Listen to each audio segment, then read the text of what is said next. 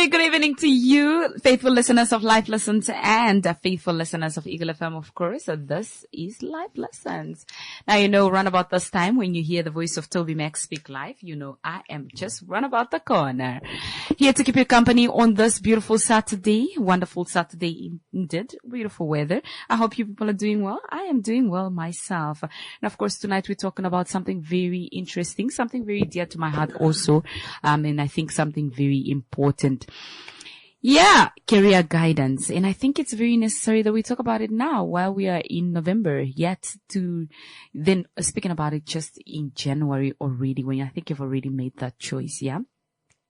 So of course tonight we're talking about career guidance, and I'm joined in studio by somebody who I think really is the best candidate to use this case study on. So I'm talking about Dr. Boni Singu. A very good evening to you, Dr. Boni Singu, and welcome to Life Lessons. Good evening, Dafa. Thank you very much for inviting me to this program. Good evening to all our viewers across the nation. Thank you for the opportunity to be with you this evening. Yeah. Now, Doc, I think you be the one to introduce why I'm calling you Doc. Yeah? Are you a medical doctor? No, I'm not a medical doctor, but I'm a doctor in philosophy. Yeah. Which is what they shorten for PhD. Mm-hmm. It's a qualification you attain after many years of reading and proving hypotheses and trying to find out new knowledge and finding out solutions to some problems, some very serious problems facing humanity. So those many years of studies, if you are registered at an institution of higher learning and you pursue it with diligence, that's how you obtain the Doctor of Philosophy, which is more really, philosophy means love of knowledge. And a Doctor of Philosophy is simply someone who has demonstrated that desire for knowledge. You have read through and you have done work to contribute to the body of knowledge out there. So I am that type of medical doctor, but I am also in the field of health. I am a trained pharmacist. I have practiced pharmacy in hospitals and community pharmacy, in regulatory pharmacy, and other spheres of pharmacy. So I am in the health profession as well. Mm-hmm. What is interesting is the title doctor. You see, where I studied in Kenya, there, once you get your bachelor's in pharmacy, the authorities there grant you the title doctor as well. You are a doctor of pharmacy. So what happens is that your title becomes doctor, although you are a bachelor. So you're not a medical doctor, you are a pharmacist, but your profession allows you the title. In the US as well, where they have the PharmD, which is the doctor of pharmacy, pharmacists also carry the title doctor, although they have not reached the level which I am at Doctor of Philosophy, PhD, but the profession gives them that title. Am I talking too much already? We are just beginning. It's okay. I appreciate that. Anyway, I think first and foremost, let's give the listeners background. Let's give us some background. Who is Boni Singu? Where did you grow up? How was school like when you were in school? And also, I think friends-wise, that's before you come in now to go to university. How was that like? And how's your growing up, your upbringing? Yeah. So my name is Bonifacius Siyuka Singu. Okay. I was born at Mpungu village in Kavango West in 1985. Okay, cool. Yeah, in 1985. Yeah. Yes. So that is important because I have to show the history, that is 5 years before Namibia gains its independence. Mm-hmm. So I grew up in as a village very close to Mpungu, where I was born, in Mpungu constituency. It's called Mukekete. Mukekete is 17 kilometers west of Mpungu on your way to Okongo.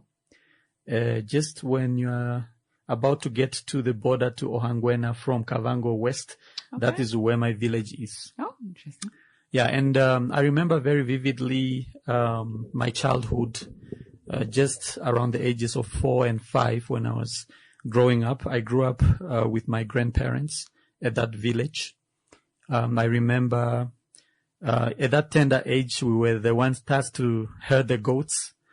We were the ones tasked to make sure the cows are taken care of when they're separated from the cows so that we get milk every morning. I remember very well the chores we were given in the house to make sure there's water and so on. And I remember the first day when I came to school. Yeah, I remember how it happened very clearly. Really? Yes, I do. So what happened was me and my grandma and my grandpa were coming from Pungu. They had taken me to the clinic. You can see one of the videos I posted on my Instagram. Lately, I went to visit that clinic and just to demonstrate what the government has done to develop it. So Dr. Boni Singu on Instagram. Mm.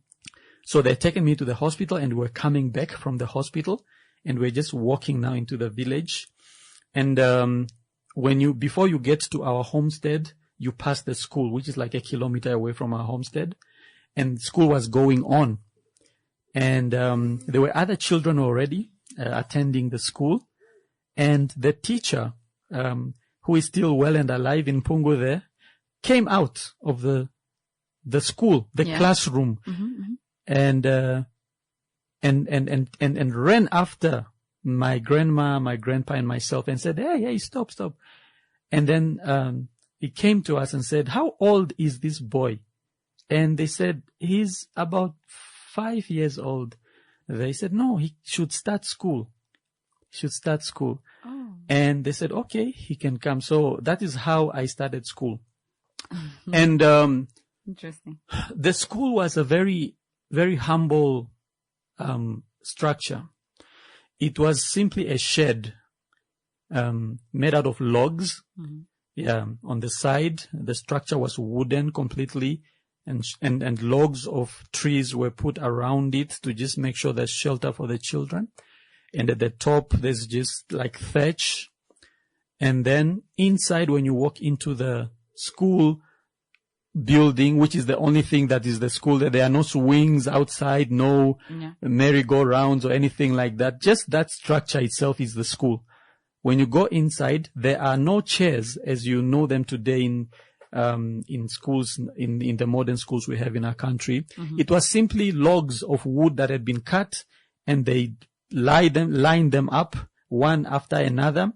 The first log, which is at the very front, is the smallest children.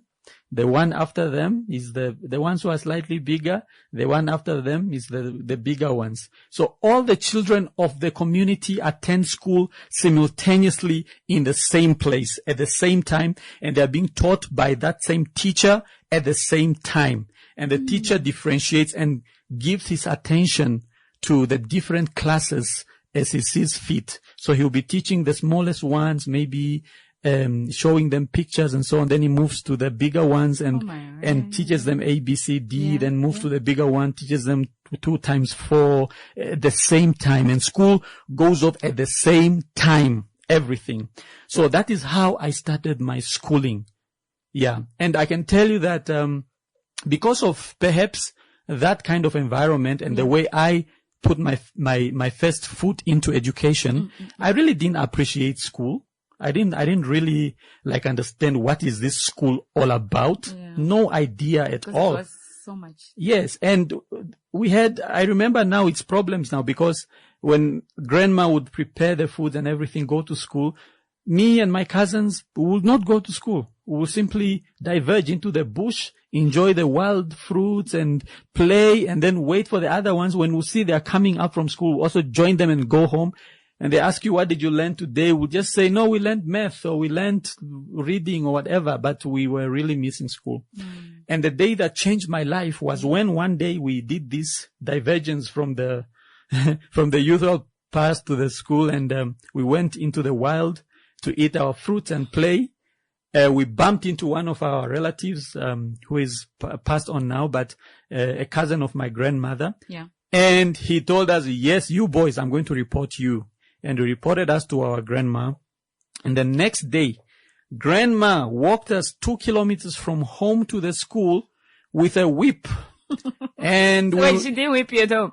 No, all the way, she was talking and whipping and talking and whipping and beating us until we go to the school. And water was coming out of the eyes, water was coming out of the nose. And that's how we embarrassingly joined the class that day. And from that day on, I cannot say I bunked school or ran away from school or missed school anymore. That is actually how I think I can humbly say how I started my real education journey to where I am today. Thank you very much for finding that very interesting. So from there, you made a vow to never bunk school again. Yeah, sort of, yes. Yeah. It's very interesting. Okay, but yeah, you remind me of some kids in my location. I realized, at the time, our gate didn't used to close. So there was this boys that, one was actually big. I think he was he was probably grade 7. And the other ones were grade 1s and 2, ne? So they would come and hide their bags behind my house. So one day before I went to work, I don't know what I went to do behind, my house within my compound, only to see school bags. And I later realized it's them. Oh, and another time I actually found them standing there waiting for everybody to go in. Their parents probably go to school or to go to work so that they can go into the wild, in the street and do other things. And I told them, if I ever find you here again, I'll report you to your parents. I should have gone extreme like you probably, like your grandmother did, but nonetheless, yeah. Okay, cool. So, moving away from primary school, and now to high school and then later on to university. How was that transition like? Okay. No, there's more to say because you see, yeah. I hope you have time because I have so Trust much me. to say. So We have that 2 school hours. where my grandma,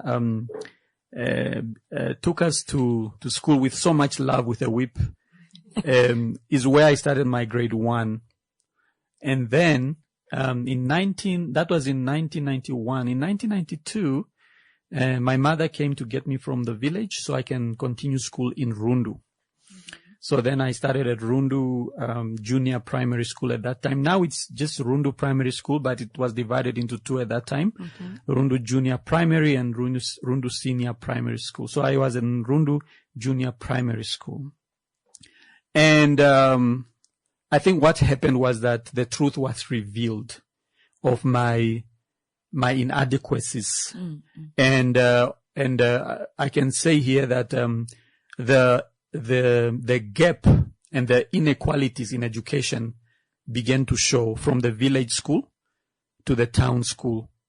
And you can understand why if I tell you that all the children who are in different grades are taught at the same time by the one teacher who is there.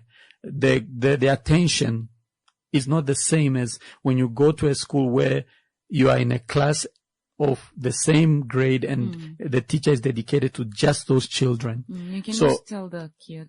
Yeah, yes, it's true. So when I got to Rundu in primary school, I didn't know how to read. I didn't know how to do math. I was really behind. And the first term in April, when the report cards came out in 1992, I still have my report card. If you're interested, listeners, you can come and see it. And my report card was full of red circles. English, red circle, math, red circle. Yeah. I failed almost everything apart from, I think it was physical education or something like that. Yeah, I failed everything. Yeah, and I can remember, my father was laughing at me actually. Because, oh my goodness, how do you fail like that? Yeah. Yeah. So, then with the presence of course, my mom, I'm now staying with my mom who is a teacher and my dad is there and a good school. And they started to kind of show attention.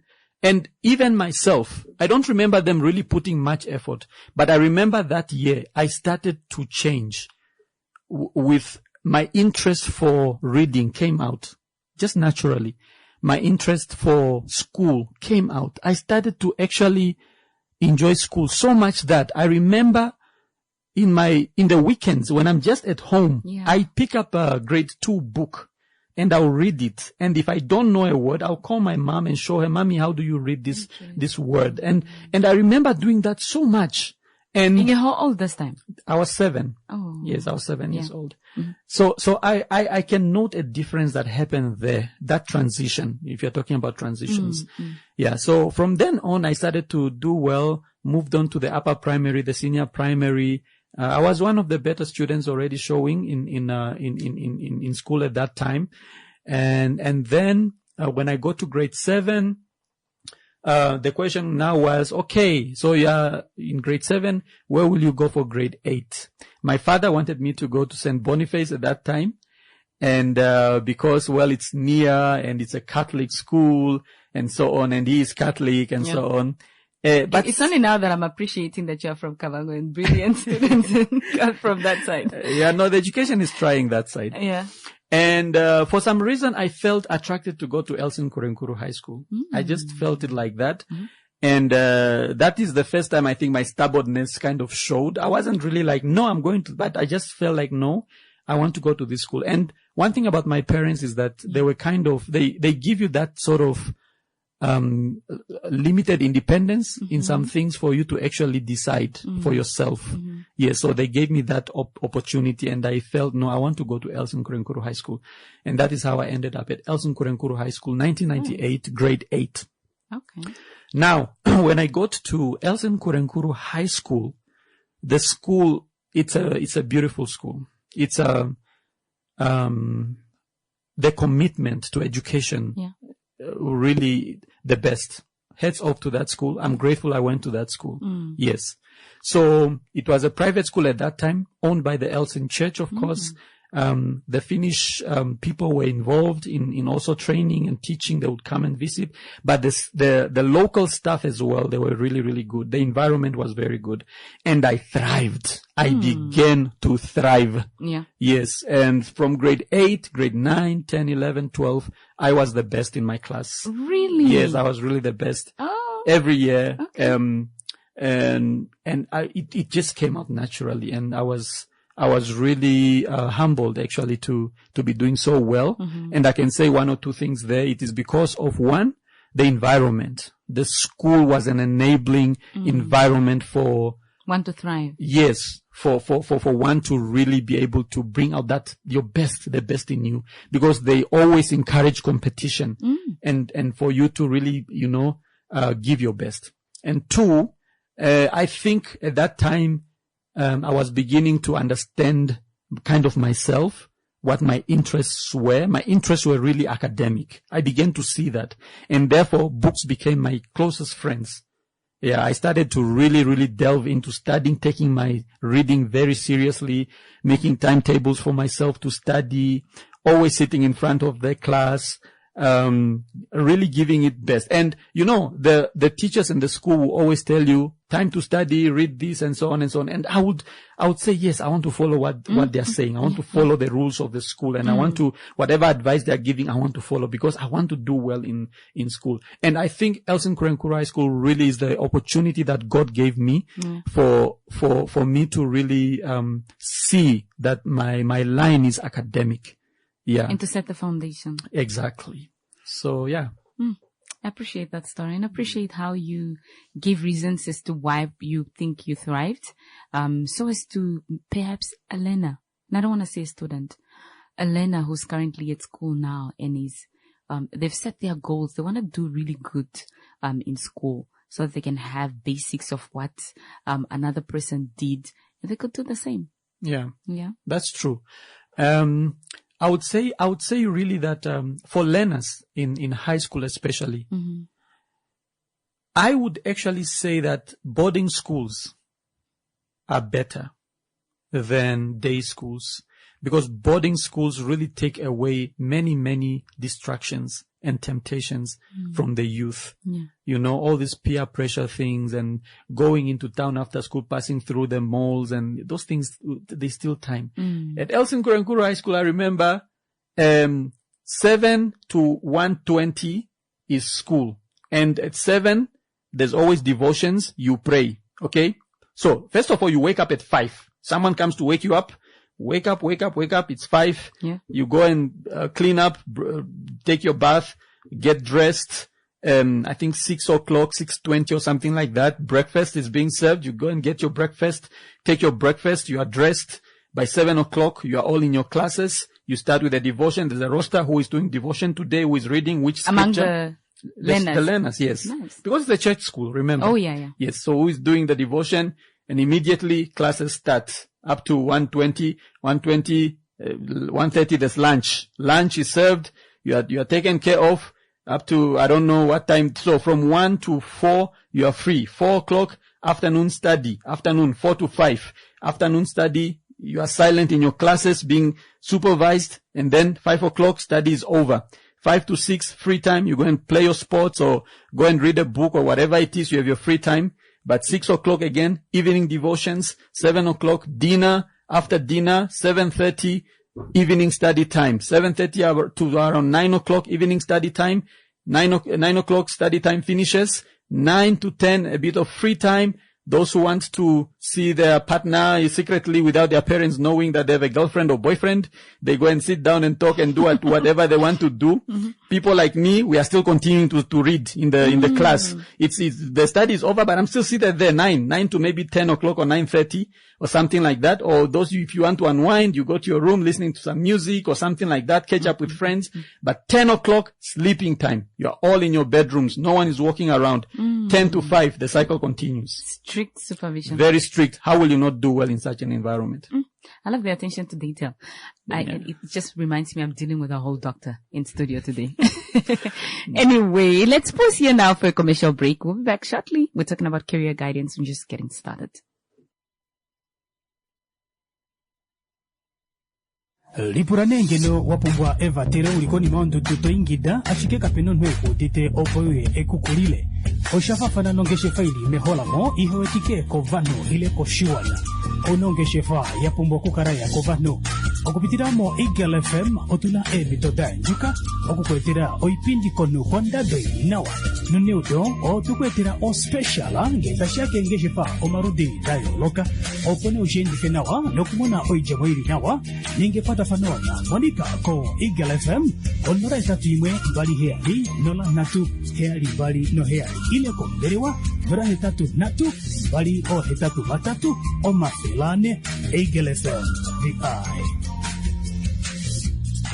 Eagle FM lets you express your constitutional rights of freedom of expression without fear of favor. This is actually, to put it mildly, Get ready to embrace a world of possibilities at the University of Namibia with a community of ambitious students, researchers and innovators. Shape your future with a wide range of programs in agriculture, engineering, natural sciences, commerce and management, law, education, human sciences, health sciences or veterinary medicine. Apply online at unam.edu.na. UNAM, open your mind. Of favor. This is actually, to put it mildly, an economic scandal. Fraud. So not fraud, it's a scandal. And of course, we are back. Like I said, this is Life Lessons. We're talking about career guidance today. And I appreciate my guest in studio because, like I said, I think he's the very right person to be talking to today about career guidance because we're using his own story as a case study. And I know you're already picking up one or two because I am. Now, Dr. Boni Singu, we left off where you're talking about boarding school and why one wouldn't thrive with everything that's the way it's been set up. Is this probably the same now with boarding schools? I mean, we just recently seen videos of, I want to hear your opinion on it. We recently saw videos on social media about boarding schools, how they are a mess, the debt and everything. What is your opinion on that? Thank you for the question. You know, we have to understand we can't go now into unpacking everything there, but there are many factors that are leading to some of these things. One of them, primarily, I think, is just the funding and the financing, to maintain. The word is to maintain. Yeah, it's easy to start something, but to keep it going and make sure that it remains at the same standard or becomes better. This is a challenge. Yeah, so most of these schools you are talking about, that are now dilapidated and the infrastructure is worn out and the bedrooms, children are sleeping on, there are no mattresses and things like that. They started out to be very good schools that were well funded and provisioned. Yeah. So I think it's really just the funding, and we should do justice. I speak as a member of this country, as a citizen, as a national, pointing no fingers against anybody, really. But if we say we are going to provide free education to our basic education, then we must make sure that the funding is there. We must make sure we really do justice to free education so that really our children grow up in good environments, good schooling. You know what that does to you when you go to a school that is clean, that is of discipline, that is well provisioned, the walls are clean. Yeah. What that does to you is that it boosts your self-confidence. But when you find a place that is dilapidated and it's old and it's not maintained, what that does is that it encourages you to also behave in a certain way because you feel this is my environment. So cleanliness is really next to godliness, because if an environment is well maintained, it will encourage people to maintain it. But if it's falling apart, people will be like, oh, okay, let's continue making it fall apart. So, boarding school, I think, is really the best idea, best approach to schooling. Yes, high school especially. Yeah, but infrastructure is wearing down because people are not interested in investing. Yeah. I appreciate that. And especially coming from you, an educator. I did not tell the people, which I said you should, but you didn't. We're getting there, I guess. Okay. Oh, okay. Let me not go ahead of that then. But generally, that's something that I say from the very beginning. Are we moving on? Can we move on now to university, or are we still in high school? Yeah, sure. It depends. It depends on our time, because we can say a lot, but I think high school I've summarized how it was. Let's move to university now, Yes. and how you actually chose your career. Thank you. University, my first year at university was 2003. I finished high school 2002. But since we are going to talk about how I chose my career, we have to go back. 2003? Oh, you finished high school 2002? Yes. University. Yes. Since we are talking about how I chose my career, we have to go back to 1999. Okay, cool. Yeah, because while I was at high school, remember, it's a good school. It's a boarding school. I am enjoying reading, opening books, being in the library most of the time. And there was a book on careers. Yes. And while I was in grade 10, I think, I was looking at what career should I follow. Already at that time on television, I was exposed to these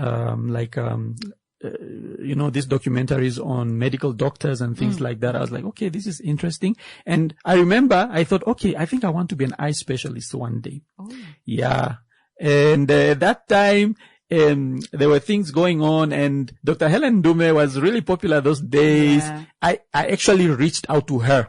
I called Katutura Hospital or whatever. I looked for contacts. While you were grade 12? Grade 10. Grade 10, 11, somewhere there. I can't remember. I appreciate the I made a call, looked for her until they found her, and I spoke with her and told her, look, ma'am, I want to be an eye specialist like you.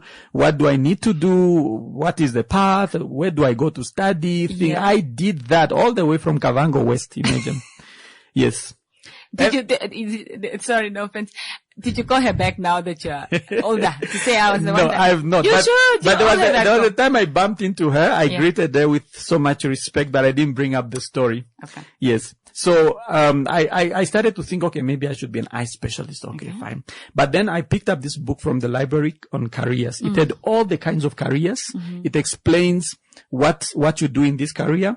What is the education needed for you to do in this career? What kind of personality you should be? Where to study? And mostly it's South Africa. Those days, UNAM was still coming up. Yeah. So in reading the book, I consistently was drawn to two careers there. Okay. Yeah. And it seemed I couldn't make a choice between the two. Okay. The one was pharmacy. I thought, okay, I want to be a pharmacist, really. I think I want to be a pharmacist. And then the other one was lecturing. No way. Yes. And I thought, but how now? How will I be able to be these two professions? And I like them both so much from what I'm reading here. So that is how it was. So when I finished my high school in 2002, I applied to UNAM to do science, because the information was, if you wanted to do medicine, for example, or anything medicine related, you can go to UNAM first, spend a year or two, and then after that you can apply to go to a South African university to study what you want to study. Yeah. So I applied for science. I got into science. It was a 4-year program at UNAM. Okay. Yeah, I applied. I came and I did chemistry and biology, because I told them I want to be like in the medical field. Yeah. So because my grades were really, really good, when I came to UNAM, they made me skip my first year, and I started in my second year. And so I finished, yes. And so I finished my degree, my 4-year degree in 3 years, actually. Yeah. That, you were supposed to tell me so I can understand better the concept. Yes, it's history, isn't it? Interesting. Yes. So while I was at UNAM doing my BSc in chemistry and biology, I was doing very well. I was happy. I was praying, and I was also applying, looking out for opportunities to now go and study outside. I was given a scholarship actually to go and study in Russia. I remember, to study medicine. Yeah. But I prayed about it, and it seems that my spirit wasn't open to that. Somehow I just could not. Okay. So I canceled that scholarship bid. And then I applied to the University of Pretoria to do medicine, and they took me in. But also I felt, no, this is not really what I want to do. So I canceled that opportunity to study medicine at University of Pretoria as well.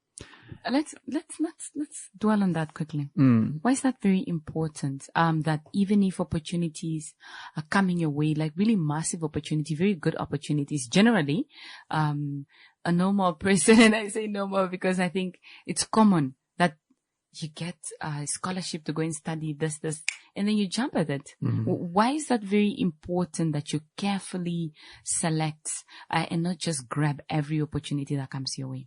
Yeah, thank you for the question. Today on my Instagram, I asked my followers, how did they choose the career or the course that they are in? Okay. There are 4 options there. One of them is someone inspired me. Yeah. Another one is my family told me to.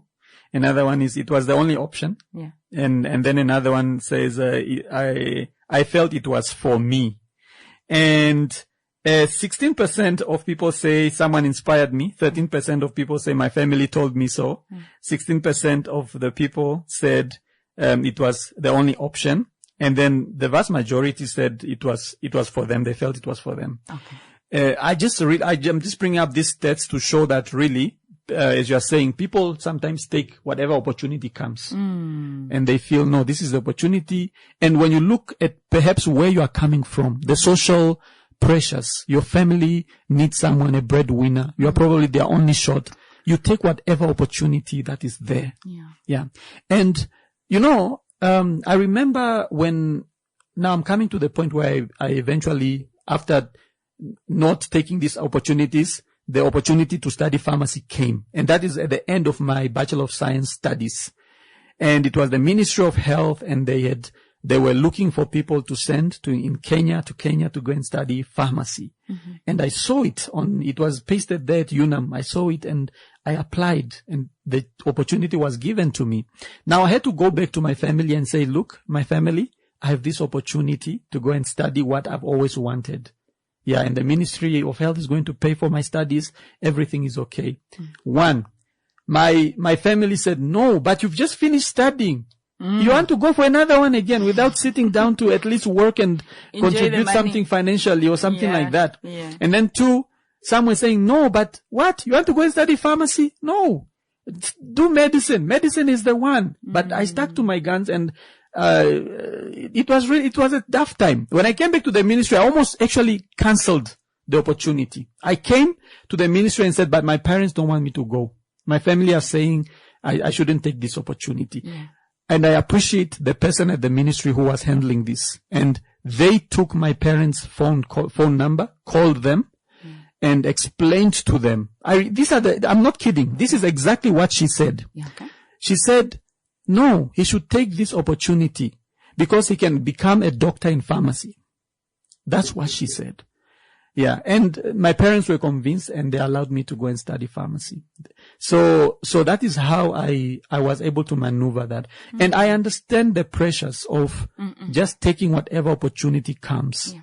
Because you really want to provide. Some people are probably, you have a child already, or people in your family are saying, no, we need some money. And you look at other families, they are making headwinds and you are behind and you are pressured. But I would say it's really important for you to be courageous, to follow something that, your heart is leading you to follow, because only you know what you are in tune to do.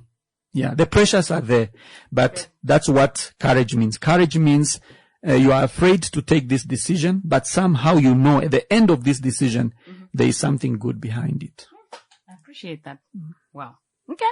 And then off you went to study pharmacy after just finishing what you're supposed to finish in 4 years. You finished the Bachelor of Science, Chemistry and Biology. Yeah. Finished in 3 years. Yeah, I did. And I would like to share a story there, because after I finished my BSc,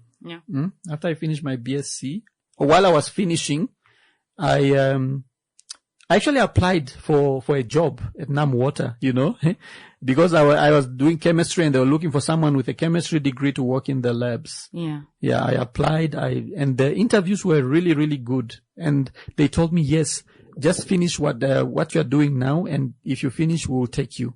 But unfortunately, I failed a module in my last year, and I had to repeat it. So now they couldn't give me that job. Yeah, So, but nonetheless, when I finished the degree completely, there was a kind of when I was now repeating that one module for a whole semester, I had nothing to do, just doing that one module, going to UNAM every day. I started to look for a job. And I got a job at the Gamam's Waterworks there by Goriakhap. Yeah. You know that water treatment plant nearby Goriakhap that cleans the water and so on. Okay. So I went there. I just walked there and said, I'm a science graduate. I'm looking for a job. Can I have something to do here at your place? They said, there's really nothing, but we can give you a kind of, you can shadow the guys who collect water at the different water points in the city, and we'll give you something small for that. So I worked for them for 3 months. And every day I would walk from home. I was staying in Ukuriangava. I would walk from Ukuriangava to Gamams there by Koriakhap there, Vanaheda, that side.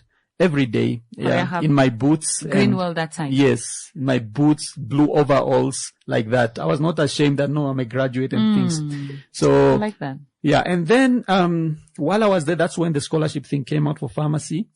And, when I got the scholarship, I now told the city, like, no, I have an opportunity to go and study now. And, they were arranging my payment now for the 3 months I worked for them. I still remember how much they gave me. Now they told me to go to the city house in town to get my payment. While I was there and I was getting my check, the lady at the window asked me, so why are you leaving us? Yeah. I said, no, I have an opportunity to go and study outside of the country. She said, okay, what are you going to study? I said, I'm going to study pharmacy. And she said, okay, please go and find the cure for HIV. Oh. Yes. So she said that to me, and I really took that to heart, and I was very happy that I was given a send-off by the nation, if you will. Yeah. So I just wanted to share that part of me looking for work, with my in my final year, and just want to speak to the youth and say, look, don't be lazy. Yeah.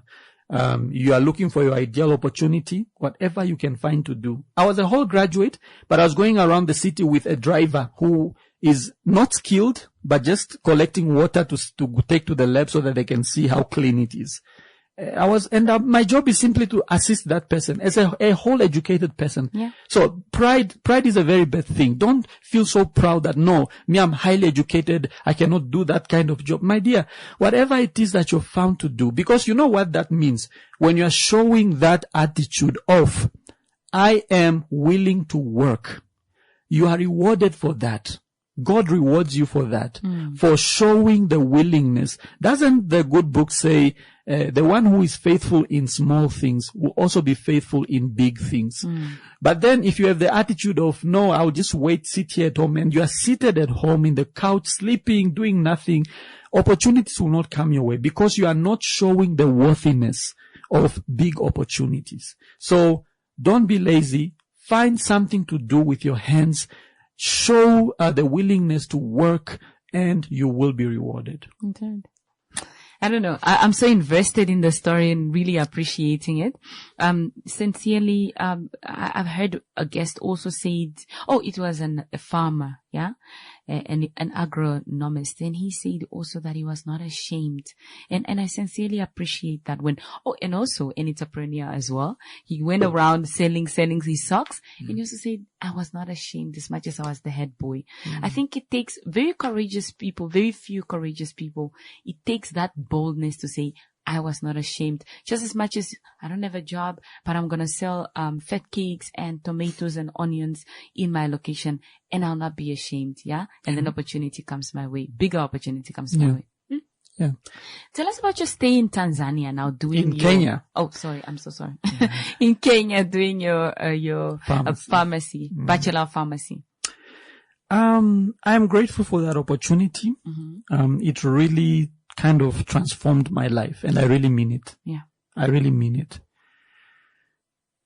So, I was first of all really happy. Very happy. I was very happy. So you have to understand why I was very happy. I was very happy because finally I got into track of doing what I really wanted to do. Yeah. Yeah.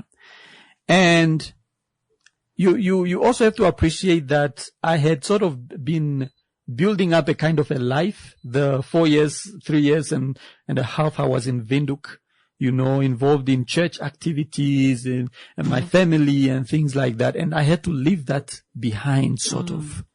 It was a courageous move that I had to make for my career. Yeah. Yeah.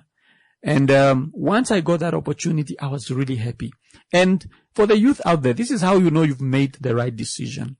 When you have peace in your heart about the decision you have made. Yeah.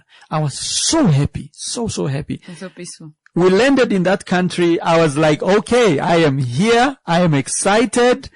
I was even kind of blind to some of the things I saw there, because you see, when you move into a new jurisdiction, a new space, things are different from where you come from, naturally, anywhere you go.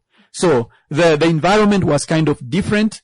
We're not used to some of the things we're seeing there. For example, the roads, the potholes, and now the population is so much. I remember walking in Nairobi, one of the first few days I was there, and someone stepped on my shoe and it kind of came off, and no one said, sorry for stepping on your shoe. No one. Life continued. People were just walking on the pavement. No one cared. And I was shocked. I was like, wow, how do you do that? How do you walk on step on someone's shoe? It comes off and you don't say, I'm sorry, And because, the lifestyle is totally different. So, first few days in Nairobi were very exciting. Just looking at the new culture, the new experience. And one thing that I really appreciated about at least the education there was how intense it was. Yeah, Kenyan education is very intense, starting from primary school. It's intense. It's like it's a job. It's a job. And children go to school in the morning. Yeah. They come back at 4. They spend the whole day at school. Yeah. You understand? So, not like here where by 1 o'clock now kids are standing by the roadside waiting for a taxi, standing there playing with friends. And no, you stay at school.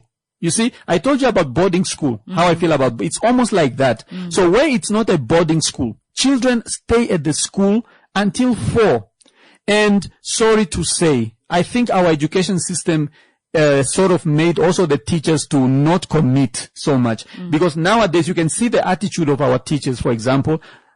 Nothing against our teachers, full respect. But the system is encouraging sort of a culture of just doing the bare minimum, which is being with the kids from 7 to 1 o'clock. And then once school is off, anything beyond 1 o'clock, teachers will say, nope, this is not, in my space right now. I have to go or whatever. I'm not going to touch these children. Mm-hmm. So in other countries, like what I saw in Kenya there, school knocks off at 1 o'clock, yes, but then there is also extracurricular things that must happen, study time that must happen, and so on, so that children only go back at 4 o'clock. And I feel this is something that we must think about when how many times have we changed our curriculum, education system here in this country, basic education. Yeah. It's changing almost every 5 years we change it. And we are saying that no, children are failing. The reason really is not in the content we are teaching. It's not the content. It is just the culture of making sure that we expose our children to books and help them to be disciplined and to stay as close as possible to the school. So I think there is where we can learn from this place. So primary school intense. And at the end of primary school, there's a national exam for the primary school, just like we do for grade 10 and 11 now and grade 12. National primary school exam. Okay? And the little children, as short as they are studying. They want to be Kenya's #1 primary school child. Yeah. It's a competition.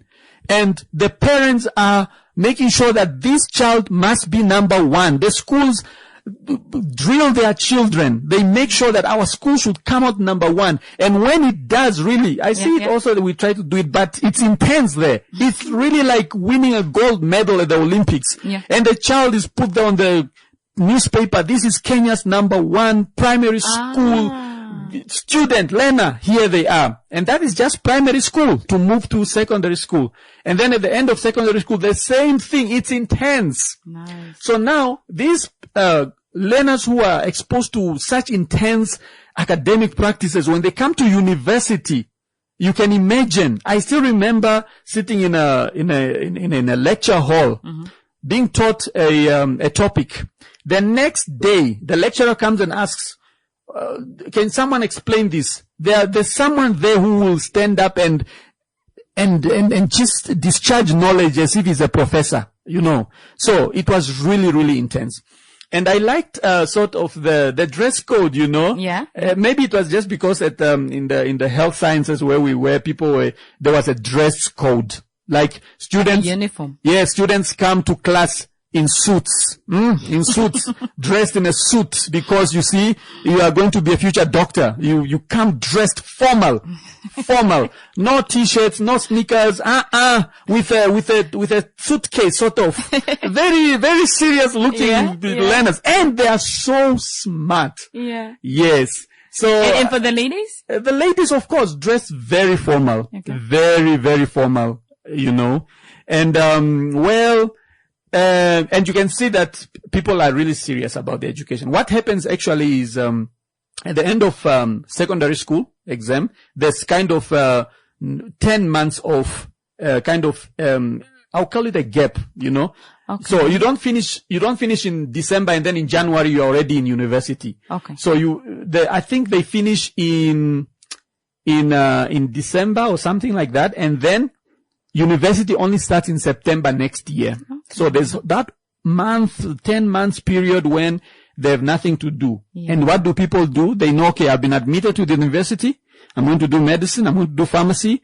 And then there are places where you can go and study anatomy, like NAMCOL or something like that. Preparing yourself. Yes, preparing yourself. You enroll, you do chemistry, you do everything, so that by the time you join university, you really have good grounding. Some of them start to work. You go and work in the bank or do a job, whatever, save up, and then come and pay your school fees with it. Nice. Yeah, so the work ethic. So like a gap year. Yeah, it's almost like a gap year. Yeah. So what really, really stuck with me was the work ethic.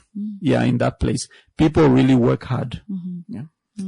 And academically, how are you doing? How are you performing? I was good. I was really, really good. I never failed any module. I never repeated anything. And for me, it was the happiness. I was really happy. Every day in class, I was excited. I was happy to just learn everything.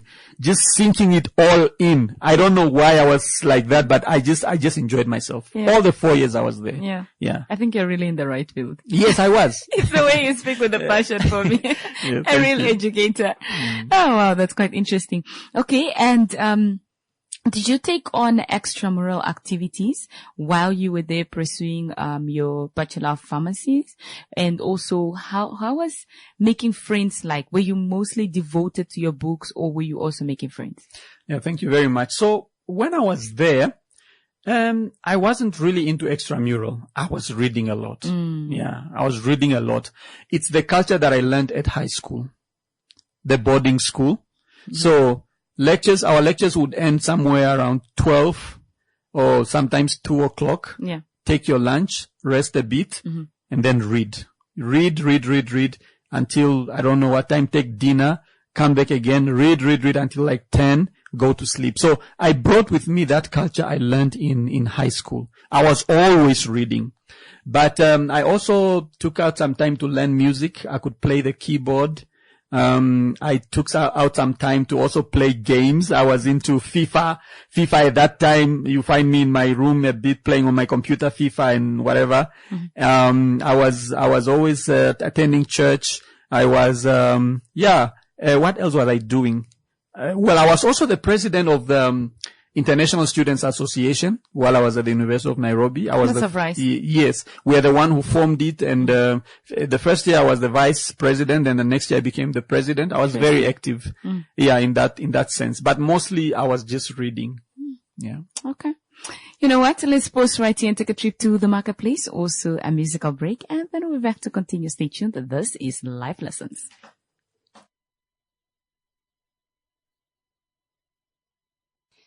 Oh yes, and we are back. Like I said, you are tuned into Life Lessons right here on your number one talk radio station. I'm your host, Ndafa Happy as usual, and we are here to talk about career guidance. And of course, I have the right guest in studio with me. And I say right because his story is it's giving me more reasons to say, man, I'm so glad I pulled this doc up on this conversation, on this show. Now, Doctor, I want to appreciate your smartness. And I say smartness because I did pharmacology myself. I'll tell you a story. When I was doing my course in paramedics at NUST, we had a component, the only module ever within that course, pharmacology. Or was it pharmacology 1 and 2? I think it was only 1, yeah? And I am telling you, there was a day that I decided, I studied for it. I studied for my test. When we went to write, I still failed. I felt so bad. I think I got below 20% in that test. And for the next test, I said, you know what? I'm not going to waste my mind to read this thing because I don't understand this thing. Passing that module, I thought I was going to pass it with 52%. In fact, I prayerfully passed it. So when I got 54% and the pass rate is 50, I was very grateful, you understand? So me taking on that, that was just basic pharmacology, and you really going into studying pharmacy with all those pharmacokinetics, pharmacodynamics, what, understanding drugs, but you get into that for us. I appreciate it. And going on to do your master's, right? And also then your doctorate. I must say, wow, that's quite interesting. Now let's get back from Kenya. You came back from Kenya now. Then what? Yeah, thank you. Thank you for the compliments of smartness. But of course, I'm a better person than that. I understand everyone is smart in their own way. Yeah. I could not sit in your seat right now and get this conversation going. I don't have those kinds of gifts and strengths. So everyone is smart in their own way. And, it underlies the principle of, career thriving. Nonetheless, yes, thank you. So when we came back from Kenya, so the way it happens is that as a pharmacist, you have to first register with the pharmacy board and, do internship for 1 year, under the supervision of a trained pharmacist. So that's what we did, since we were sent by the government, we were considered kind of human resource of the government. So we were asked to be interns in the hospitals. So we spent 6 months at Central Hospital, 6 months at a community pharmacy in town. I was at Medicine in Van Hill Park. Okay. That's where I did my other 6 months in community pharmacy. And then after that, I said, but the ministry was saying, okay, we need you to spread out, because there was an acute shortage of pharmacists at that time in 2011. Yeah. And they said, oh, we need you to spread out. You all can't be here in Windhoek. You all can't be at Central Hospital. You need to spread out so that we can meet the needs of our people. So I said no immediately. I said, I want to go back to Rundu. I want to give back to my community. Nice. Yeah. So I went back to Rundu. I spent about 1.5 years there as a pharmacist. And then, I came to join the university as an assistant lecturer in 2014, and I've been here ever since. As an assistant lecturer. As an assistant lecturer, and I've grown through the ranks, of course. Hold it right there. Yes. I had something that's very interesting.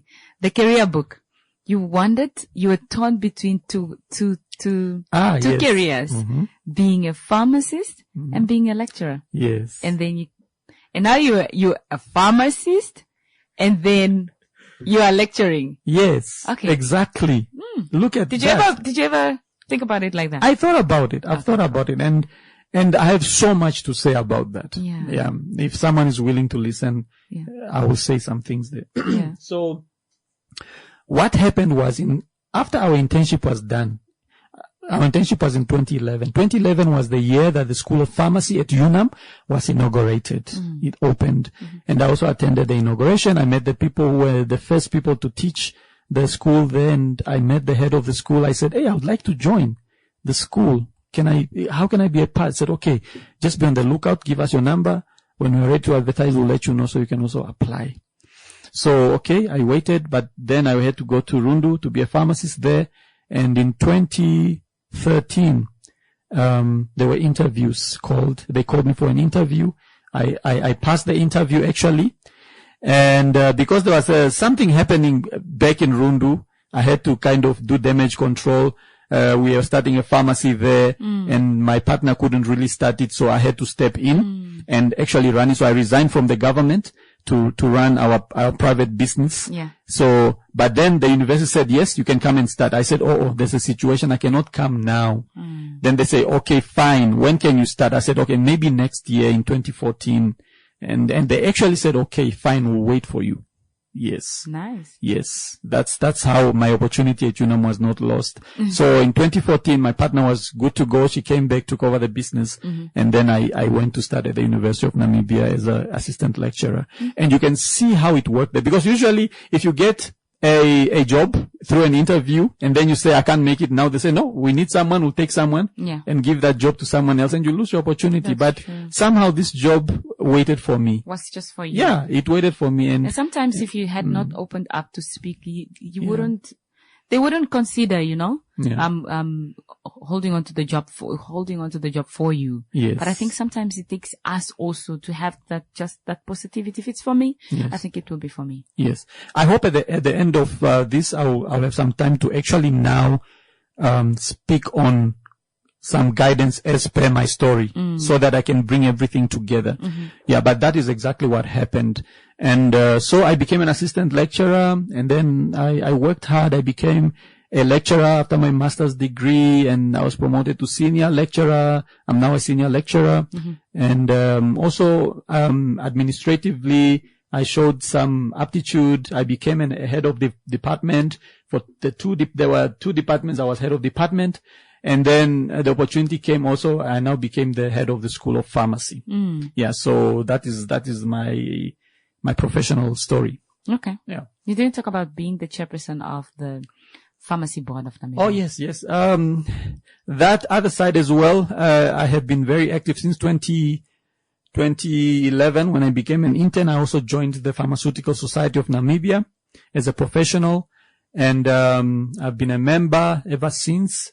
And then I've also served in 2020. I was appointed to the Namibian Medicines Regulatory Council as a council member by the Minister of Health. I served for 3 years during all those years of COVID, 2020 to 2022. And then in 2023, I was appointed to the Pharmacy Board of Namibia, and I was elected by my peers to be the president. And so I'm currently the president of that board. And also in 2024, the Health Professions Council was inaugurated. And as the chair of the Pharmacy Board, I'm part of the Health Professions Council of Namibia. Interesting. Yes. So that is where I am right now, as together with being also the head of the School of Pharmacy. Yeah. And, really that's what I do. Okay. And with that, we have a scheduled commercial break coming up. Let's take that, and we'll be back shortly to get back into this interesting conversation. Do stay tuned.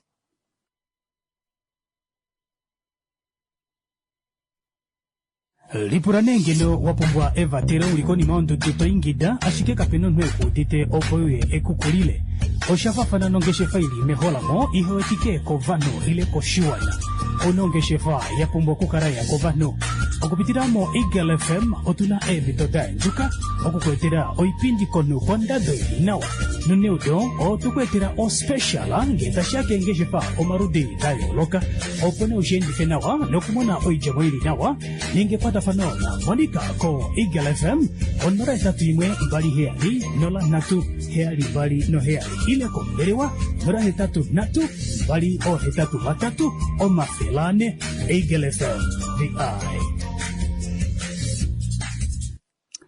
And we are back. This is Life Lessons. I'm your host, Dafa Happy Juju. And of course, I'm joined in studio by Dr. Boni Singu. Dr. Boni Singu is the Associate Dean at the University of Namibia, Associate Dean of School of Pharmacy. Yeah. And he's also the chairperson or president of the Pharmacy Board of Namibia. Too many boards, Pharmacy Board of Namibia. Okay. Now, Doctor, let's get into career guidance. You being holding all those titles didn't happen overnight. And of course, I should appreciate your story, yeah, now that we have given the people context. But let's get into the importance of career guidance. Why is it very important to kickstart your career right very early on? Thank you so much. This is an important question. I would say, first of all, I actively engage the youth on career guidance. Yeah, because I understand how important it is. I think last year or the year before, I was in Kavango West in Pungu, my home place. I was at Imaraitete Secondary School, and I was sharing career guidance to the learners of the school and gave out my book for free. Laying the Foundation for Your Success, a good book. Yeah. And I did this because of this very reason, that there are people out there with so much potential, but they don't have access to the opportunities. But most importantly, they don't have access to the information about the opportunities. And access to information. I'm so sorry. Yes. They don't have access to the information of the opportunities. And they don't have access to the opportunities. But regardless of them being learners in school, yes, where they are being taught. In this house of Namibia. Yeah. The house of Namibia. There are still some places where people don't know what they don't know. Yeah.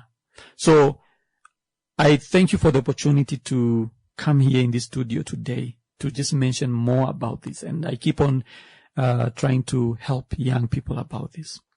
So career guidance is really important. Once you are done with school, most of your waking hours will be spent on your career, your job, what you do. And some think it's about the money, but it's not about the money. You know, some think it's about the prestige, but it's not about the prestige. It is all about fulfilling the existence of yourself. Yeah. Fulfillment. That is what it is all about. And that is why career choice fundamentally should be based on what is inside of you. What is your heart saying?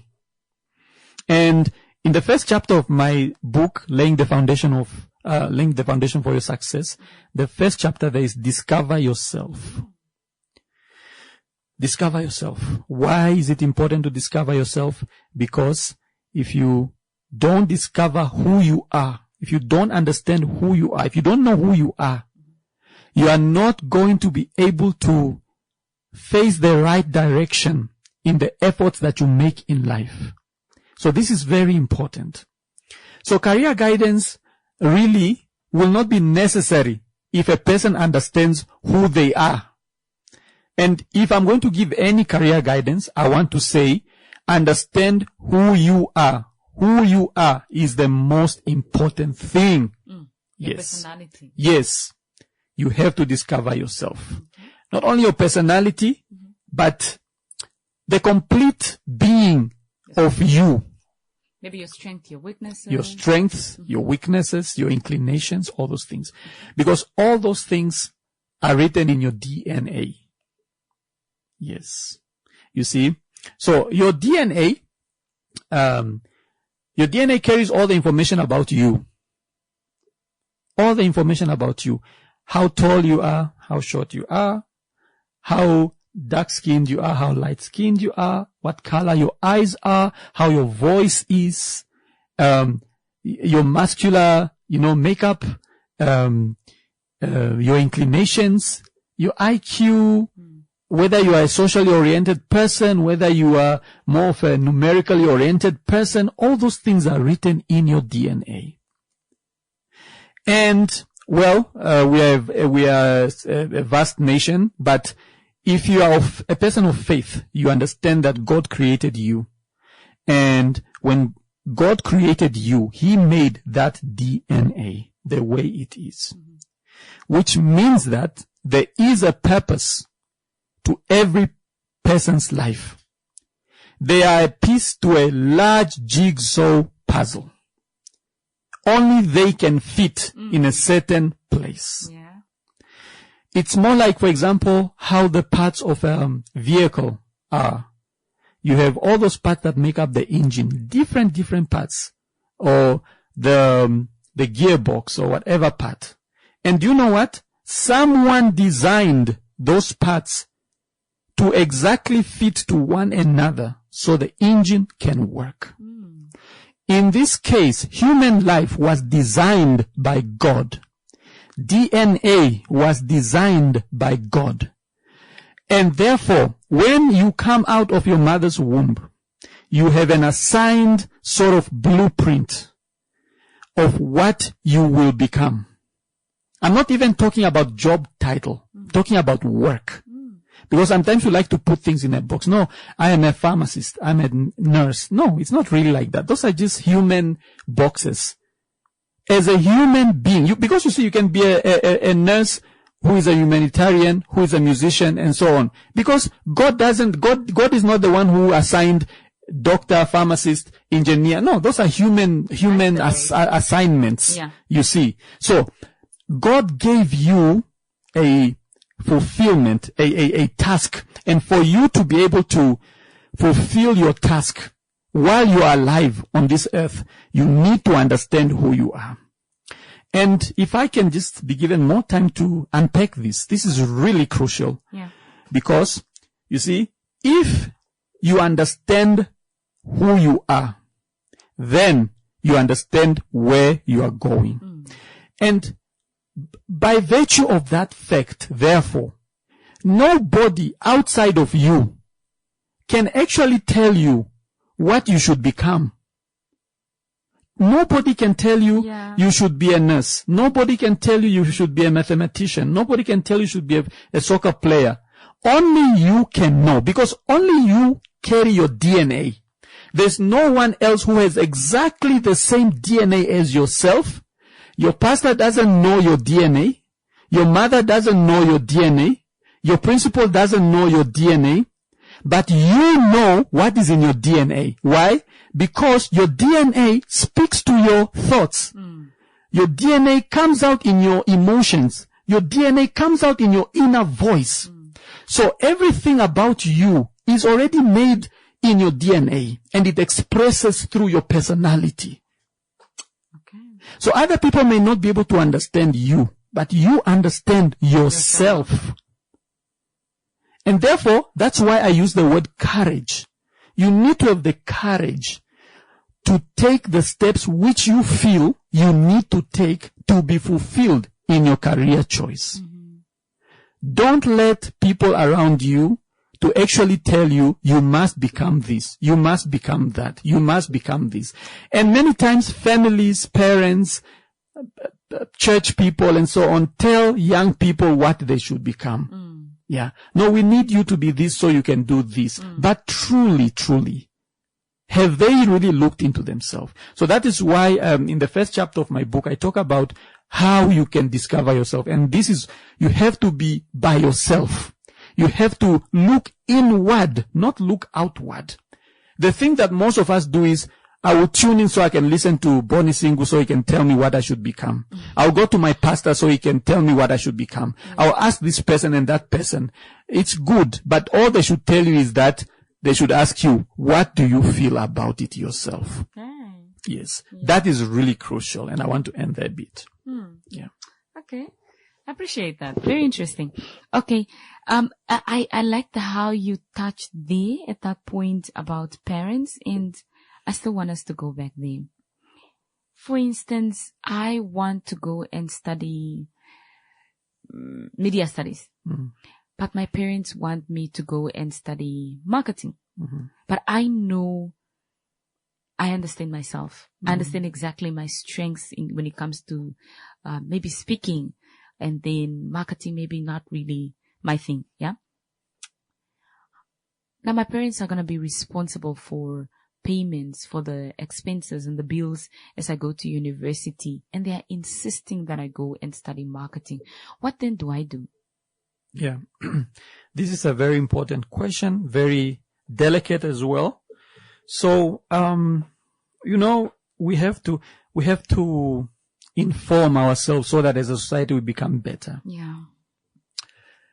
I actually cannot rule out the fact that sometimes parents can give you good guidance. It's not exclusively like that, So sometimes parents can give you guidance. True. Yeah.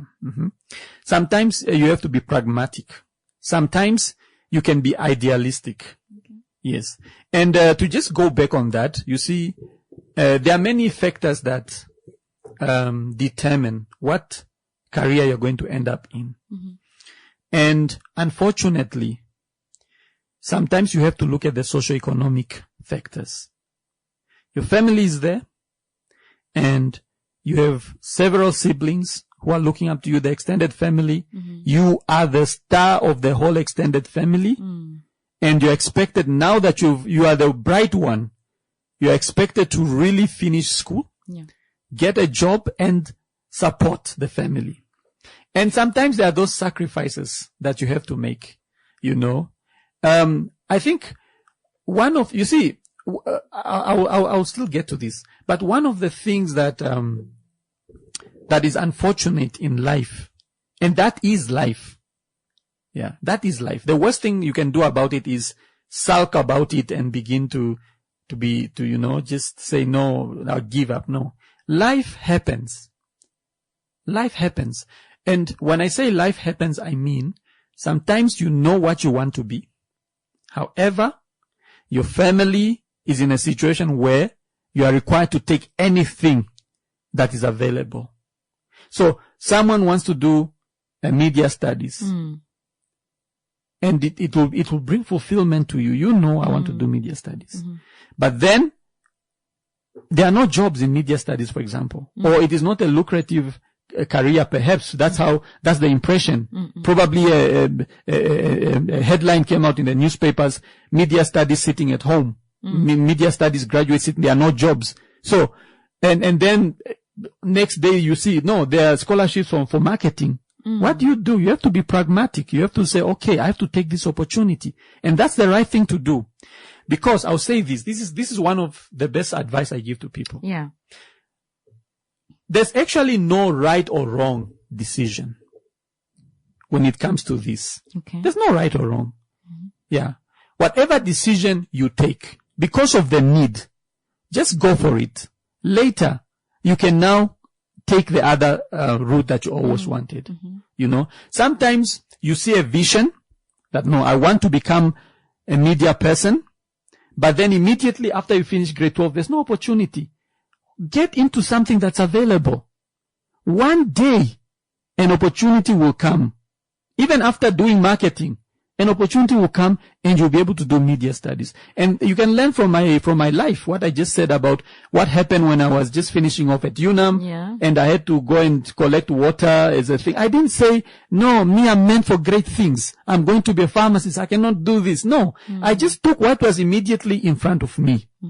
And the advice I'm giving here is, when you are faced with such difficult choices, the best choice to make is this.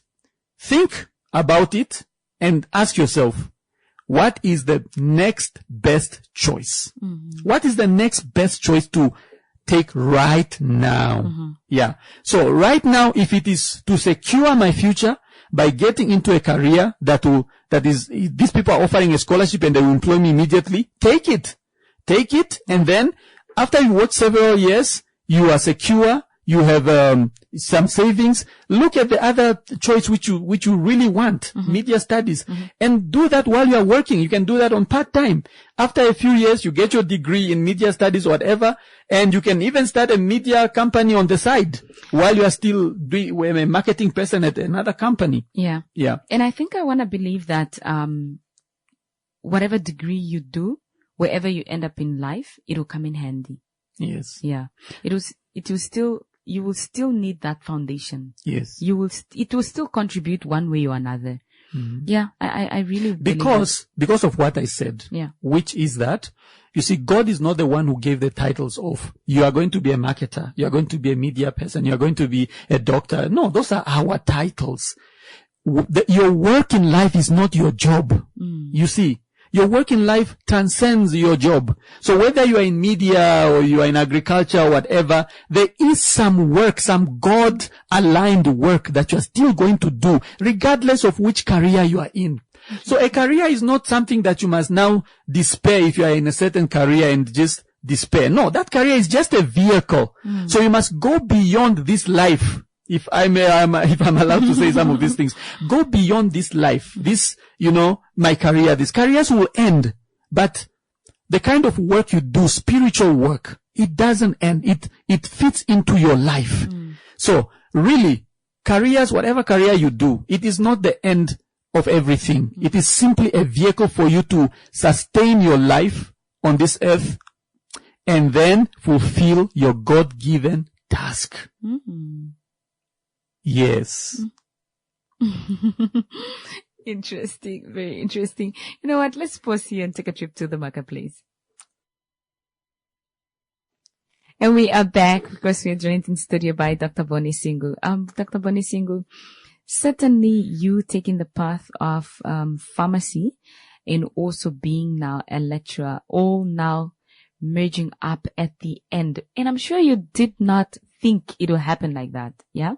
And I think that proves a point for what you just said now. At the end of the day, I think everything will just align up.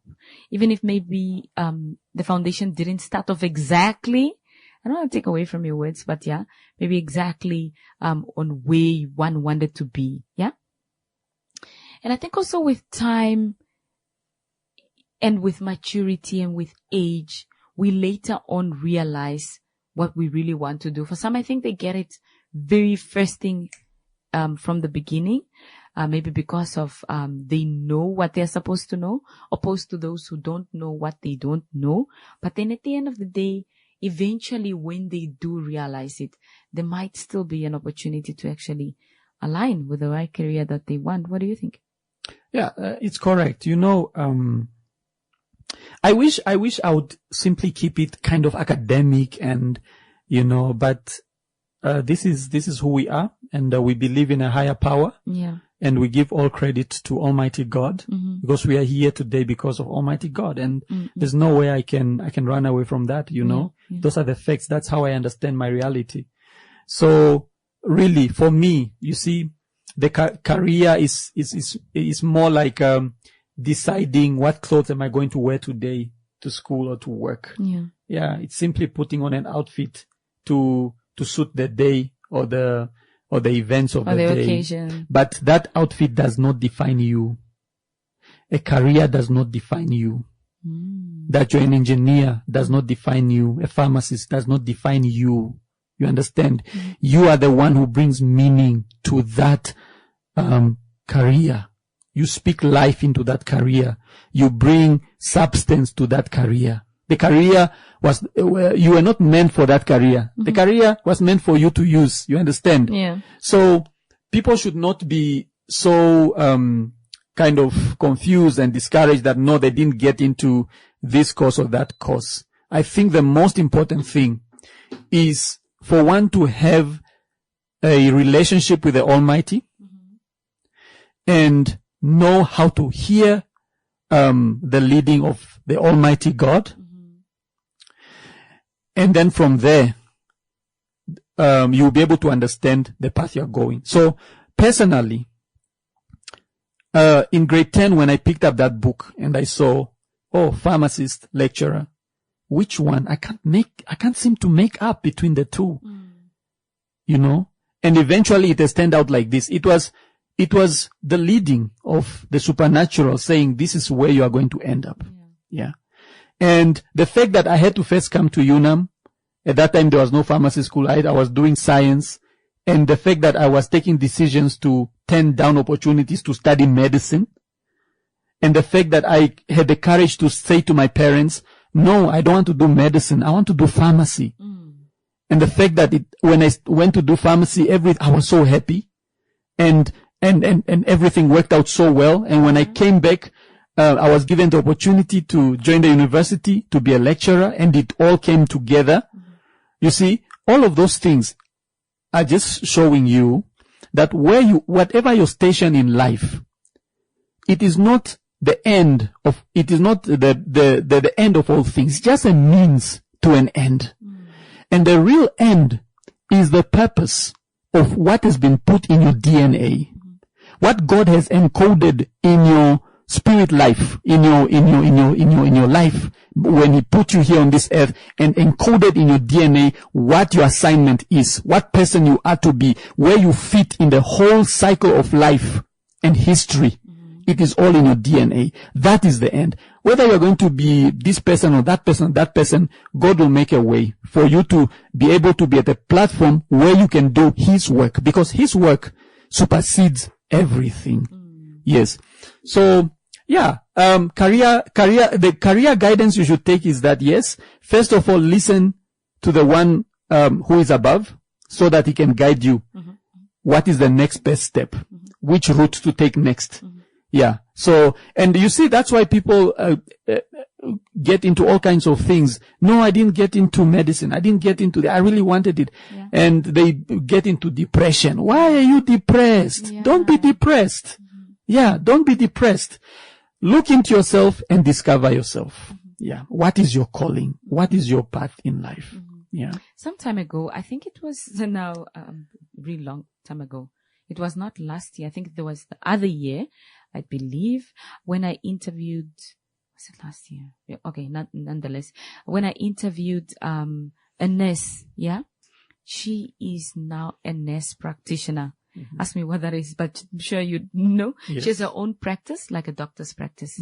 All along, she always wanted, to become a doctor, but unfortunately, she did not, make it, to go and study medicine. And I think she wanted to study at the University of Namibia, but then she didn't qualify whatsoever, whatever happened. But I think she had the right points. She ended up doing nursing even at Velvicha University. And guess what? She loved it. She enjoyed it. And now that she's a nurse, she appreciates that. Wait, the door for studying medicine never actually opened to her. As we speak now, she's a nurse practitioner. She has her own practice as a nurse.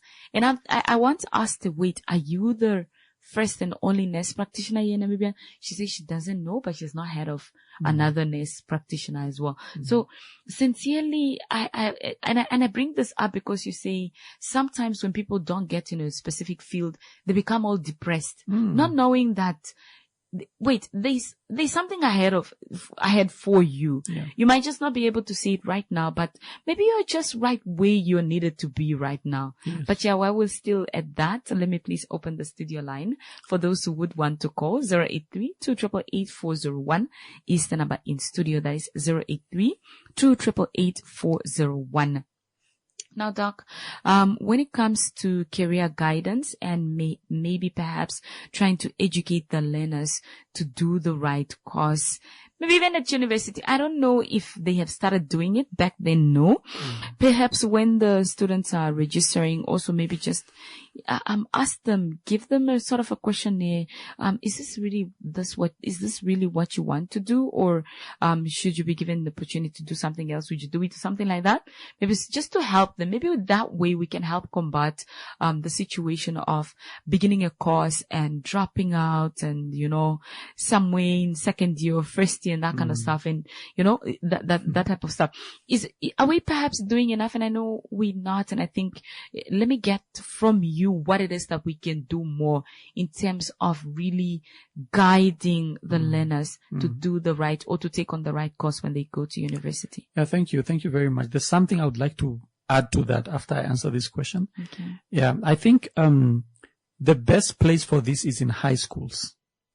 Yeah. I agree. Yeah, when the youth are beginning to bloom, they should be able to be introduced properly. And I know the schools have a subject called life skills or something like that.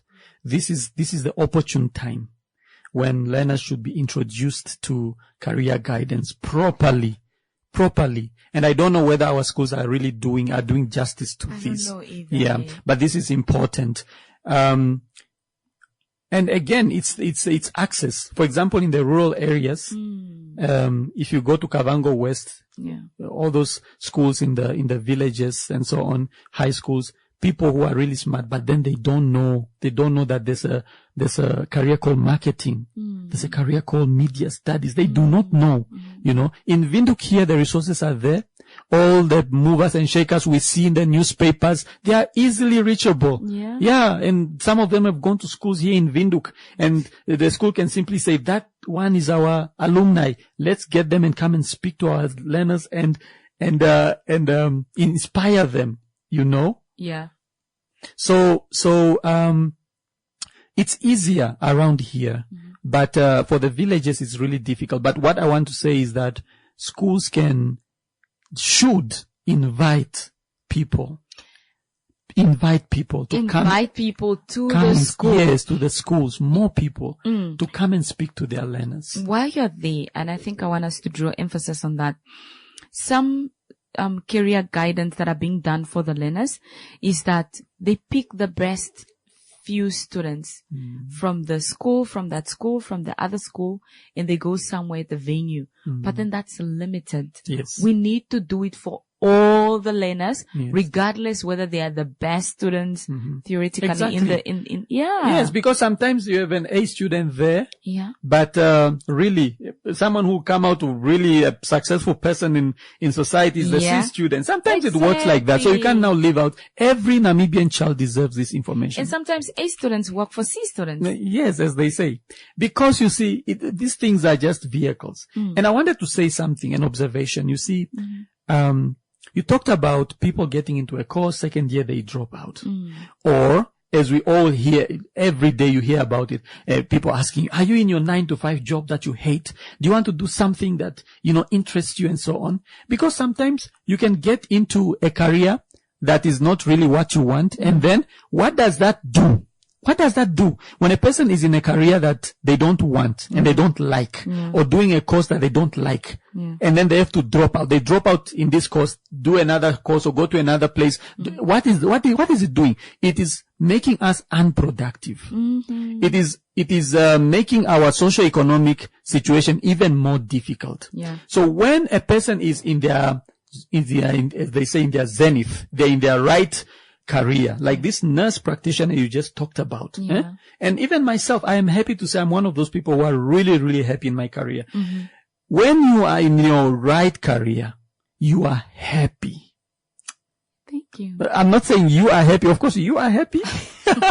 Yes, but as a person, you are happy. Yes. You are happy. And what does happiness do? It pushes up productivity. You see? Yeah. Yes. And creativity. And too. creativity. Exactly. Yeah. So it is really, really important that a person gets into a space where they are happy, because happiness pushes up productivity, pushes up mental health.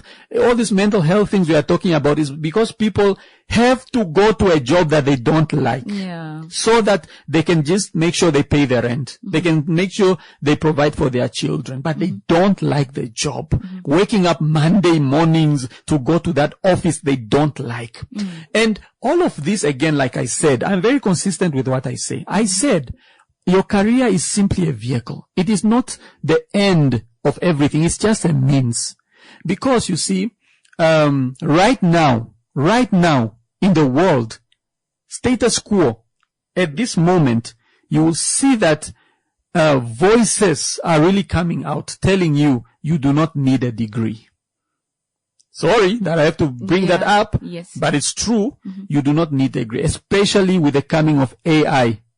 It is proving that you do not need a degree. I am sorry, I'm popping balloons now. Sorry, guys. Man, please This don't. is the Connect with truth. those. This is the truth. And how are people making a living? People are making a living, and even much more, through social media content, YouTube, and all these things. And they are telling you, look, you don't need a degree to be able to do this kind of thing that I'm doing and afford a good life for yourself. Why? That tells you that being a medical doctor or this career or that career or that career really is not the end of, or it's just a means for you to be able to fulfill your God-given role. Okay. That is important. What is important is what is inside of you. Once you understand yourself, what is your strength? What are your inclinations? And that's why, it's unfortunate. There are some children, some boys out there who are being forced in schools, and really what they want to be is a soccer player. And everyone is going to frown about that. And yet that is what they feel they can do. And if the person is happy to be playing soccer and the opportunities are there, we are availing opportunities for these children to thrive in sports, and they are happy playing this, they will be the best. There will be Mbappe, there will be Vinicius Jr., there will be Cristiano Ronaldo, and they will make a good living for themselves. And with that, they can influence the world. They can fulfill their purpose in life. So it's really, really important to understand that. You can be in marketing or you can be in media and still do what you are called to do. So it is important. The thing about the career is that at least choose a career that fits with your personality and your inclinations, so that whatever job you are doing, you are happy and you can do the things that you feel the Spirit is leading you. I want to do this. For example, you see, the most important things in life is loving your neighbor as you love yourself. Okay. Yes. Today I'm going to teach people. Yes. Please do. The most important thing in life is not to make a 6-figure salary and to have a big house somewhere in Windhoek or whatever. No. The biggest thing in life is love your neighbor as you love yourself. So when you are happy in your career, you are living, you are getting a good salary and you are happy, you are able to do other things. In society, we have people who are broken. People who are despaired, people who are being held back because there's a child going to school without shoes. There's someone who cannot go to school properly without food. They don't have anything to eat. There's someone with a mental health problem. There's a child who has Down syndrome. Now, with all the success that you have in life, you can now channel your resources because you are happy in your career, you have enough finances, you can now channel your resources to the social challenges that are facing humanity, which is really what the divine wants you to do, to build other people, to help other people, to love your neighbor as you love yourself, to uplift others. But if you are just about the money, about your career and so on, how you are not doing anything to help another human being, which is not how God intended things. God intended you to be smart and get a good career, make some money out of it, and then do God's work. What is God's work? Loving others as you love yourself. I appreciate that. Now, the other day we had a very interesting conversation that I do appreciate. I would want you to bring those insights that you shared with me that day here. When we talk about job and work, and you drew a difference between job and work. So kindly go ahead. Yeah, and I alluded to that again earlier on. So your job is where your career is putting you. Okay. You know? No, I'm a nurse. Your job is you're a nurse. You work at a hospital. I'm a driver. You are sitting in a truck or some car driving people around. I'm a footballer. You play football, but your work is aligned with your DNA. You understand? Yeah. Yeah. Your work is aligned with your DNA, and your work, you see, you have to put the career aside. Okay. And now you have to look, with spiritual eyes and look at humanity as a whole, because the next person to you is you. That's why you have to love them as you love yourself. So your work is to make the next person better, to support humanity, to ease the pain with your work. Basically, it is whatever the Bible teaches you, what Jesus did, all those things that we learn, all those things. His work. Yes, helping other people, supporting, lifting other people, all those things. That is your work. And now you have to find your niche as to, okay, my own inclination, I like media, okay? I like media. How can I use my love for media to help the next person? Oh, I can encourage young people to study hard, to work hard at school. That's your work. Through media. Yes, through media. And that's what you do after 5 o'clock. 8 to 5, you go as a nurse, you go and heal people, inject them there and do whatever you need to do. Marketing, you go and run around for your company, putting up posters, whatever. But after 5, you sit down and you say, okay, how am I going to encourage young people, to do well in school? Or how can I support these young people who don't have any food to eat and yet they have to go to school? Or what can I do about the children who are so poor they don't have any shoes to wear to school? Or what can we do about the vulnerable people in our society that are having hunger and they have no food to eat? That's what you do. That's your work. And those are inclinations.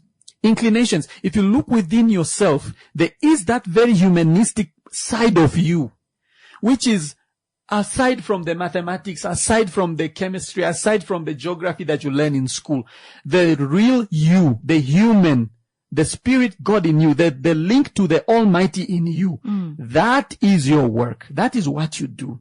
The career should just help you. Okay, here I am. I have to go to work, take care of my children, and so on, pay my bills, and so on. That is one aspect. But you must use that to help humanity, help other people, the next generation of Namibians. How do we support them and help them?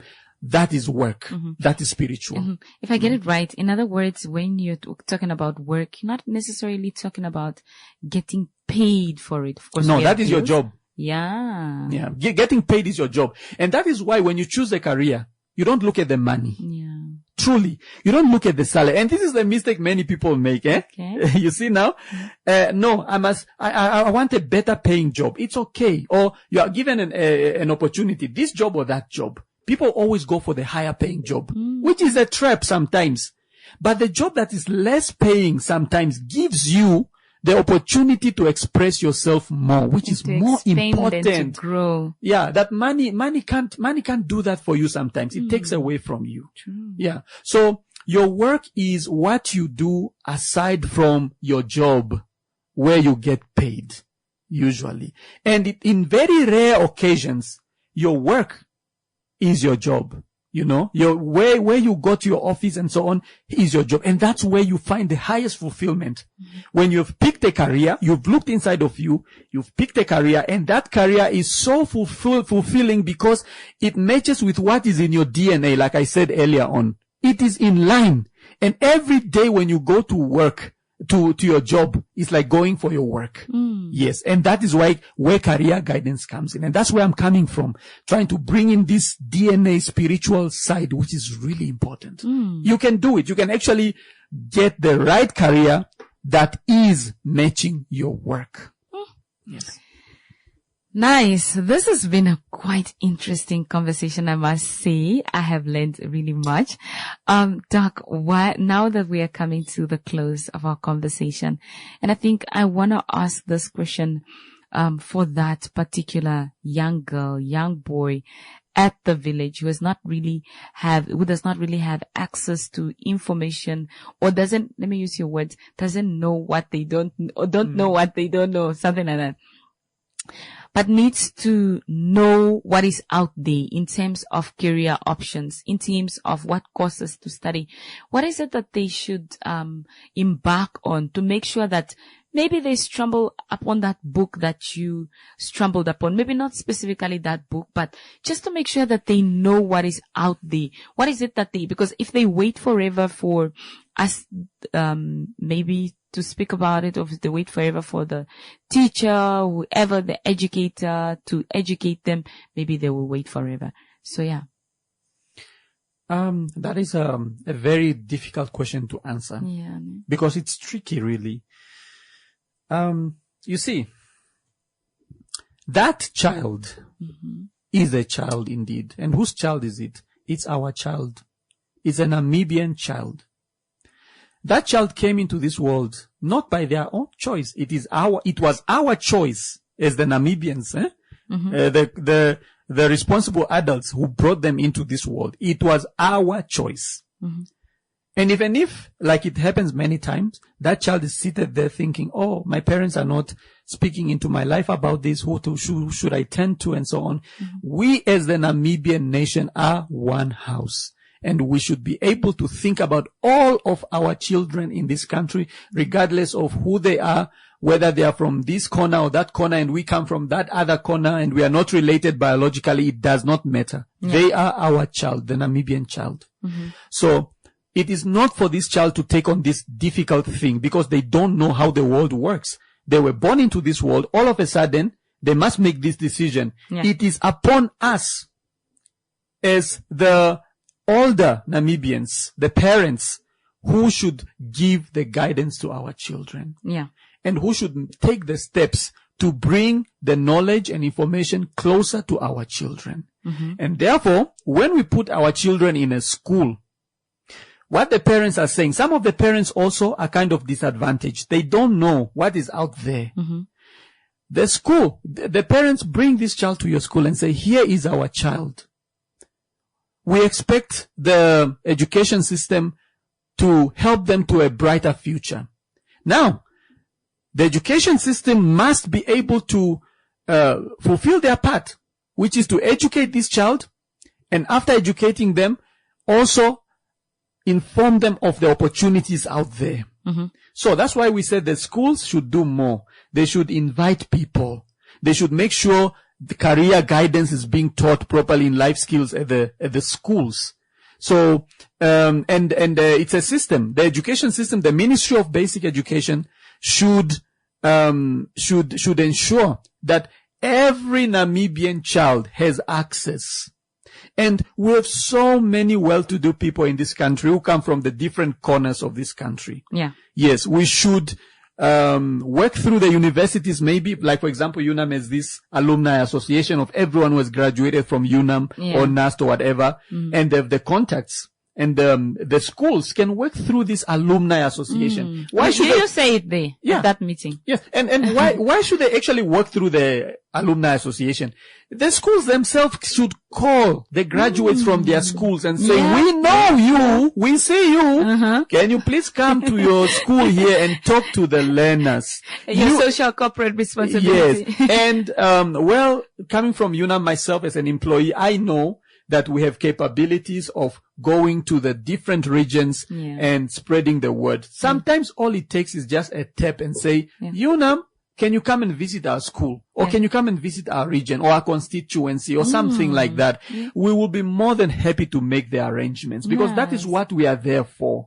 And not only us, there's NAST and NTA and the vocational training centers and so on. So I think it is upon, the whole Namibian house to work together. Yeah. And, for example, me as an individual, I've taken up steps to go to schools where I come from and spread the word and guide learners. Another person who is somewhere in corporate world should be able to think about that. Not just make all the money and drive the expensive cars and you don't think about your primary school, which perhaps is right now dilapidated. The learners don't have clean toilets. They don't even know where to go after school. They don't know. And people are just living their life. It's not about the life. It's not about the money. It is about helping the Namibian child, supporting the person next to you, loving your neighbor as you love yourself. And growing our nation. Exactly. That's what it will do. Yeah. Lastly, Doc, you are the Associate Dean for the School of Pharmacy at the University of Namibia. For someone sitting at home, okay, what does that entail? What is that title all about? Kindly get into it for us. It's not important. It's just a job. Yes. So, Okay. So the University of Namibia has 4 faculties. Okay. And one of the faculties is the Faculty of Health Sciences and Veterinary Medicine. This faculty has 6 schools. The School of Medicine, the School of Pharmacy, the School of Dentistry, School of Allied Health, School of Nursing, and School of Veterinary Medicine. Okay. So each of these schools has a head. And so I am the head of the School of Pharmacy. I'm called the Associate Dean. The head of the faculty is the Executive Dean. So my role is to oversee the training of pharmacists in this country, make sure that we bring in students who are deserving, who have the merit, the points, and the aptitude for it, who can really do the course, and also make sure that the training is of quality. Make sure that our students are taken care of when they are with us. They are motivated and they enjoy the academic life. Yeah. Make sure that our staff are also motivated and happy and have the tools wherewith they can do their job properly. Make sure that the training itself is up to standard and is at par with other schools of pharmacy around the world. And just make sure that we have a steady supply of pharmacists for our country and beyond. That's basically what my job is. Okay. Can I ask this question? Are you perhaps related to Simon Namesho, who is the spokesperson of the University of Namibia? I'm sorry. Why do you ask this Am I the question? first person asking that though? Simon, if you're listening, there's a question here. I've engaged Simon before. He was also a guest one time. Yeah, Simon is a good friend of mine. Okay. We are colleagues at UNAM, but we are not related. Okay. Interesting. Okay. Anyway. Doc, it's been really a pleasure, having you also to educate us on career guidance. I've taken down some points in my head to say, okay. But yeah. Please go out there and make sure that this information goes back to your community. Want to start with you. Start with your social corporate responsibility so that others may follow suit. Yeah. But what are your few words as we close off? First of all, I think it starts and ends with the divine. Yeah. It's really important. How you ended up on this earth, it was not by your choice. You just found yourself on this earth, but there's someone behind it. And it will bring you great meaning if you know that person and you are connected to that person. Yeah. Yes. Secondly,